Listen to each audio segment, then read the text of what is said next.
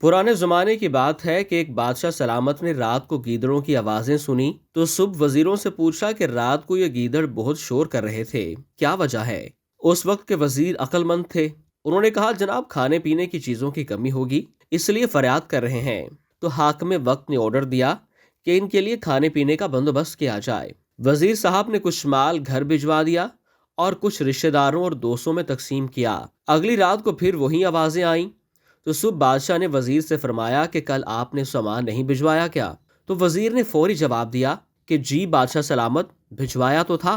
اس پر بادشاہ نے فرمایا تو پھر یہ شور کس لیے؟ تو وزیر نے کہا جناب سردی کی وجہ سے شور کر رہے ہیں۔ تو بادشاہ نے حکم دیا کہ بستروں کا انتظام کیا جائے۔ صبح پھر وزیر کی موجیں لگ گئیں، حسب عادت کچھ بستر گھر بھیج دیے اور کچھ رشتہ داروں اور دوستوں میں تقسیم کیے۔ جب پھر رات آئی تو بدستور آوازیں آنا شروع ہو گئیں۔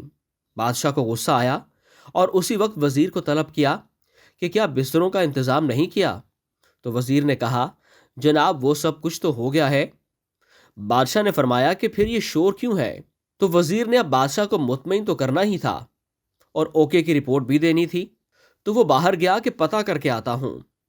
جب واپس آیا تو مسکراہٹ لبوں پر سجائے آداب عرض کیا کہ بادشاہ سلامت یہ شور نہیں کر رہے بلکہ آپ کا شکریہ ادا کر رہے ہیں اور وہ روزانہ کرتے رہیں گے۔